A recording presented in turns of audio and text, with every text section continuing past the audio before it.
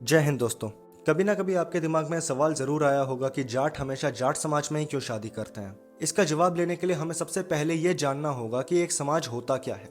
एक समाज या फिर एक कम्युनिटी एक एंडोगेमस ग्रुप होता है जिसकी खुद की एक स्पेसिफिक जेनेटिक प्रोफाइल होती है और खुद का एक स्पेसिफिक कल्चर होता है। और अगर एक कम्युनिटी दूसरी कम्युनिटी में शादी करने लग जाए तो वो कम्युनिटी फिर एक कम्युनिटी नहीं रहेगी, क्योंकि आपके रिश्तेदार ही आपको बनाते हैं और शादियां ही एक कम्युनिटी बनाती हैं। फॉर एग्जाम्पल, अगर 100 जाट, 200 जर्मन, 300 ब्राह्मण और 250 मराठियों ने आपस में शादी करना शुरू कर दी, तो क्या आगे जाके एक जर्मन रह पाएगा?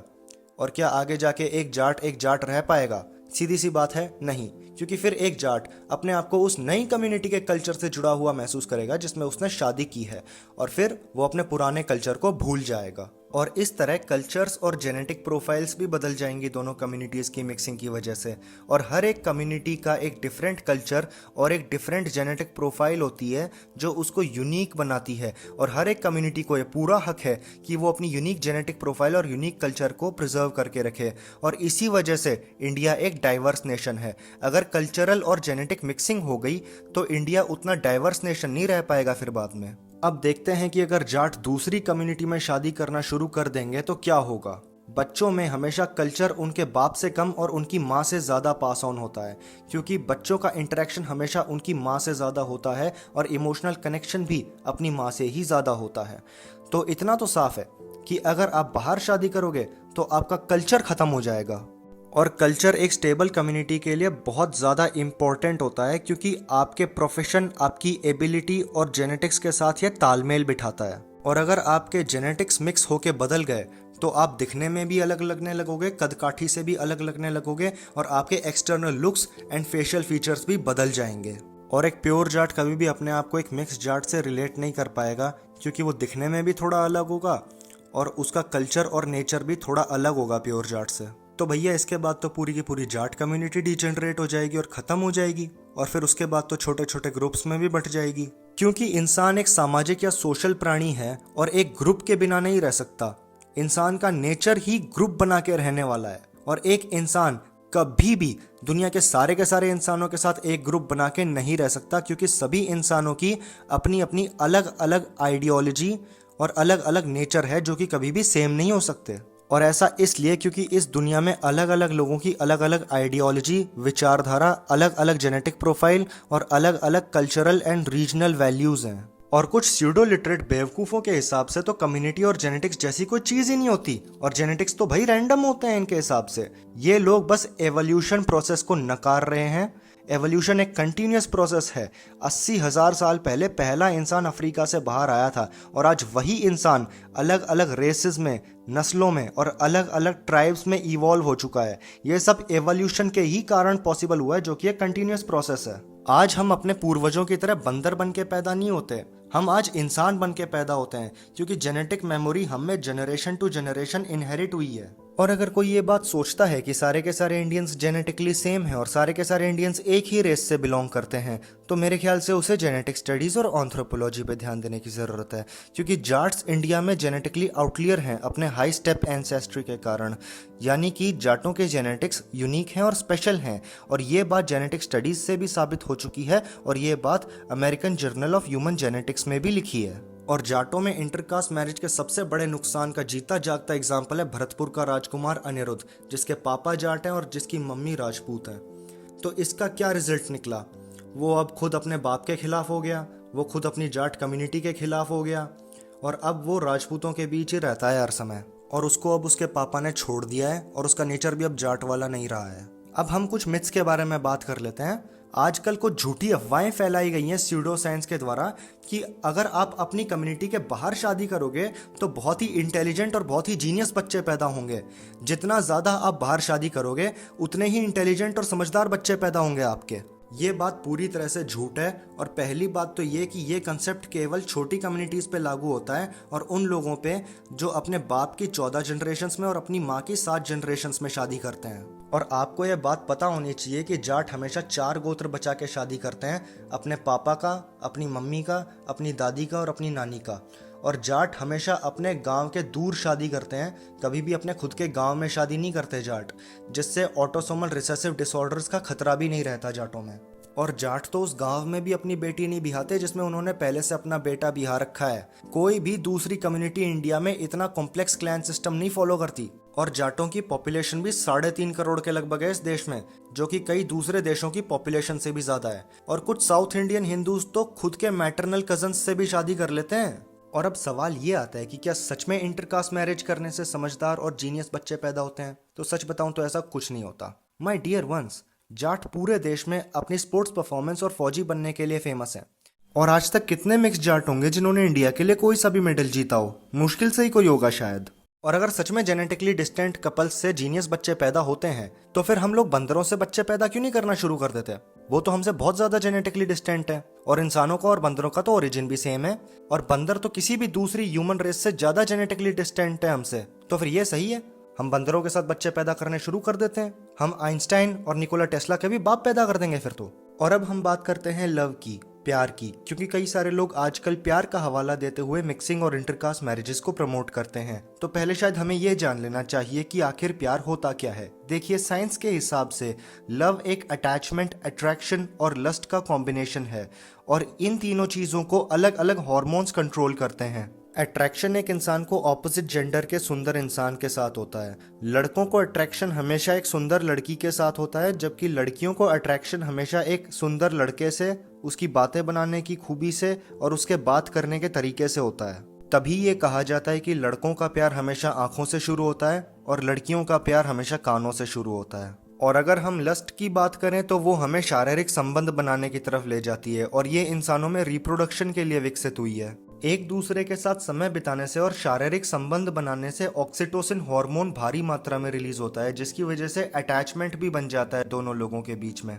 और इसी अटैचमेंट को हम सच्चा प्यार या ट्रू लव बोलते हैं। तो कुल मिला के ये कोई दो आत्माओं का मिलन नहीं है और ये कोई अंधा प्यार भी नहीं है। देखिए, लव की शुरुआत हमेशा अट्रैक्शन के साथ होती है, फिर वो अट्रैक्शन धीरे धीरे अटैचमेंट में बदल जाता है। तो प्यार कभी भी अंधा नहीं होता और इसे आसानी से कंट्रोल किया जा सकता है अगर किसी को जानकारी हो अटैचमेंट के बारे में, जो कि वो सामने वाले से बनाने जा रहा है। और लड़के हमेशा लड़कियों को कन्विंस करने के लिए उनमें अटैचमेंट ही डेवलप करते हैं, जिससे वो उनके कंट्रोल में आ जाए और उनका काम बन जाए। और अगर आपको लगता है कि ये आइडियल लव वाली फीलिंग सिर्फ लव मैरिज के कपल्स को आती है तो आप गलत हो। ये प्यार वाली फीलिंग अरेंज मैरिज वालों को भी आती है, क्योंकि अटैचमेंट हमेशा उसी के साथ डेवलप होता है जिसके साथ आप टाइम बिताते हो, इंटरेक्शन करते हो और शारीरिक संबंध बनाते हो। देखिए, आप कभी भी लव मैरिज में भगवान का भेजा हुआ कोई स्पेशल लड़का या लड़की नहीं ढूंढते। आपको बस आपके स्कूल, कॉलेज या वर्क प्लेस पे कोई रैंडम लड़का या लड़की मिली जो आपको अट्रैक्टिव लगी, और क्योंकि आप एक ही जगह पे पढ़ते हो या काम करते हो, इसीलिए आप एक दूसरे को टाइम भी दे पा रहे हो, एक दूसरे के साथ इंटरेक्शन भी कर रहे हो और अटैचमेंट भी बिल्ड हो गया फिर आप दोनों के बीच में, और आपको एक दूसरे की आदत लग गई। और अगर आप उस स्कूल, कॉलेज या वर्क प्लेस पे नहीं होते तो शायद आप कभी मिलते भी नहीं। और आजकल एक नई बात चली है पार्टनर की कंपैटिबिलिटी को लेके। कई लोग चाहते हैं कि उनको एक कंपैटिबल पार्टनर मिले। तो प्लीज एक बात बताइए, अच्छी कंपैटिबिलिटी आपको खुद की कम्युनिटी और कल्चर में ज्यादा मिलेगी या दूसरी कम्युनिटी और कल्चर में? सीधी सी बात है, आपको सबसे अच्छी कंपैटिबिलिटी आपकी खुद की कम्युनिटी और खुद के कल्चर में मिलेगी। और ये एक प्रूवन फैक्ट है, क्योंकि हर कम्युनिटी के खुद के स्पेसिफिक कल्चर और स्पेसिफिक मापदंड होते हैं। और जब आप एक ही मापदंड और कल्चर वाली फैमिली में पले बड़े हो तो सीधी सी बात है कि आप ही में कंपैटिबिलिटी ज्यादा अच्छी होगी। देखिए, मैक्रो लेवल पे कल्चर कम्युनिटी लेवल पे डिफर करता है और माइक्रो लेवल पे कल्चर फैमिली लेवल पे डिफर करता है। देखिए, हम रिश्ते करते समय क्या देखते हैं? दोनों फैमिलीज की कंपैटिबिलिटी, दोनों लड़के लड़की का नेचर, और दोनों एक दूसरे के लिए थोड़े अट्रैक्टिव भी हों। So India is all about family. यहाँ 18 साल की उम्र के बाद गोरों की तरह घर से बाहर नहीं किया जाता बच्चों को, इसीलिए पूरी फैमिली की कंपैटिबिलिटी देखी जाती है रिश्ते देखते समय। एक एग्जाम्पल देता हूँ। मेरा एक जाट दोस्त था जिसकी कजन सिस्टर ने दिल्ली के पंजाबी खत्री के साथ लव मैरिज करी थी। शादी के बाद उसने देखा कि पंजाबी खत्रियों के यहाँ घर में हर हफ्ते पार्टीज होती हैं। रिश्तेदार भी हर समय घर पे आए रहते हैं या फिर वो रिश्तेदारों के यहाँ जाते हैं। रिश्तेदारों के लड़के उसके रूम में आके बैठ जाते हैं बिना किसी हिचकिचाहट के, जबकि जाटों में ऐसा नहीं होता। जाटों में कभी भी लड़कों का ग्रुप किसी भी लड़की के कमरे में जाके नहीं बैठता और लड़कियों का ग्रुप भी किसी लड़के के कमरे में जाके नहीं बैठता। जाटों के यहाँ सिंपल लाइफस्टाइल होती है। और ये सारी चीजें मेरे उस दोस्त की कजन सिस्टर के लिए बहुत ज्यादा एलियनेटिक थी और वो इस माहौल में ज्यादा देर रह नहीं पाई। इसीलिए फिर बाद में उसने डिवोर्स ले लिया और आज वो जाटों में खुशी से मैरिड है। देखिए, वेस्टर्न मैरिज सिस्टम इंडिविजुअलिज्म पे बेस्ड है, क्योंकि वहाँ पे थॉट प्रोसेस इंडिविजुअल नीड्स को पूरी करने पे ज़्यादा फोकस करता है। इसीलिए वहाँ का मैरिज सिस्टम फेल्ड है, क्योंकि marriage is all about making family और इंडिविजुअलिज्म में कभी भी फैमिली सिस्टम पॉसिबल नहीं है। और मैं जानता हूँ कि अब कुछ बेवकूफ़ लोग चॉइस का ढिंढोरा पीटने आ जाएंगे मेरे सर पे, क्योंकि आजकल माई लाइफ माई चॉइस का ज़माना चल रहा है। जबकि आपको ये पता होना चाहिए कि आपकी चॉइस भी आप खुद नहीं, आपका इन्वायरमेंट तैयार करता है। आपके आसपास का इन्वायरमेंट और आपके आसपास का इन्फ्लुएंस ही वो चीज़ें हैं जो आपके अंदर आपकी चॉइस डालते हैं। तो सिंपली वो चॉइस आपकी खुद की नहीं है, वो चॉइस आपके अंदर आपके इन्वायरमेंट ने डाली है। फॉर एग्जाम्पल, दिल्ली में रहने वाले इंसान की चॉइसेस हमेशा जोधपुर में रहने वाले इंसान की चॉइसेस से थोड़ी सी अलग होंगी, क्योंकि दोनों का इन्वायरमेंट अलग है। तो फिर इसका साफ मतलब ये है कि जैसा इन्वायरमेंट होगा, इंसान की चॉइसेस भी वैसी होंगी और उसका नेचर भी वैसा ही होगा। और जो लोग आधे ज्ञान के साथ इंडिविजुअल फ्रीडम की बातें करते हैं और ये बोलते हैं कि कॉन्स्टिट्यूशन ने उनको ये अधिकार दिया है कि वो खुद की चॉइस बना सकें, तो उनको मैं ये कहना चाहूँगा कि हमारे कॉन्स्टिट्यूशन के हिसाब से हर एक कम्युनिटी को भी ये अधिकार है कि वो अपने कल्चर, ट्रेडिशन और जेनेटिक प्रोफाइल को प्रोटेक्ट करे, क्योंकि हमारा कॉन्स्टिट्यूशन कल्चरल डाइवर्सिटीज़ को मेंटेन करना भी बहुत ज़्यादा प्रमोट करता है। और जिस तरह हर देश के कुछ नियम और रूल्स होते हैं, उसी तरह हर कम्युनिटी के भी कुछ नियम और रूल्स होते हैं। और जिस तरह आप देश के रूल्स की रेस्पेक्ट करते हो और उनको तोड़ने के लिए आपको सज़ा मिलती है, उसी तरह आपको अपनी कम्युनिटी की रूल्स की भी रेस्पेक्ट करनी पड़ेगी, अगर आपको अपनी कम्युनिटी का हिस्सा बना रहना है तो।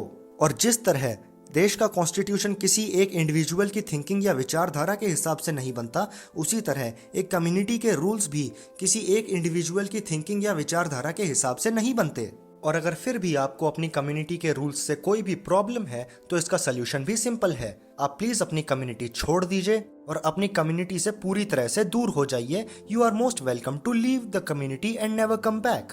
क्योंकि अगर आपको इंटरकास्ट मैरिज से कोई फर्क नहीं पड़ता, तो मुझे नहीं लगता कि आपको अपनी एथनिक आइडेंटिटी या कम्युनिटी की आइडेंटिटी से भी कोई फर्क पड़ता होगा। देखिए, हर जगह आपकी आज़ादी की एक लिमिट होती है और आप उसको क्रॉस नहीं कर सकते। आप हर जगह अपनी मर्जी नहीं चला सकते, आपकी मर्जी चलाने की भी एक लिमिट होती है। फॉर एग्जाम्पल, एक दिन मेरा मन करता है कि मैं एक बीफ की कंपनी खोलूं इस देश में और बीफ की फैक्ट्रीज भी खोलूं और बीफ बेचूं मैं लोगों को। तो क्या इस देश में मैं वो कंपनी खोल सकता हूं? नहीं ना, क्योंकि इस देश का कानून और समाज मुझे इस चीज़ की इजाज़त नहीं देंगे। और ये भी हो सकता है कि कंपनी खोलने के अगले दिन ही मुझे काट दिया जाए और बीफ की जगह मेरा मांस बेचा जाए दुकान पे। और भाई साहब, साइंटिफिकली भी ये प्रूवन है कि जाटों की जेनेटिक्स स्पेशल हैं और दूसरे इंडियंस से अलग हैं, और जाटों को इन जेनेटिक्स को बचाना होगा, इंटरकास्ट मैरिजेस को बंद करना होगा, क्योंकि हम जाटों की जेनेटिक्स ही हमें दूसरे लोगों से अलग बनाती हैं और यूनिक बनाती हैं। हम जाट जो कुछ भी हैं अपने जेनेटिक्स और डीएनए की वजह से ही हैं, और इंटरकास्ट मैरिजेस जाटों का एक इनडायरेक्ट जेनोसाइड है। ये बात आपको पता होनी चाहिए। So please save Jat DNA. Thank you. जय हिंद, जय जाट।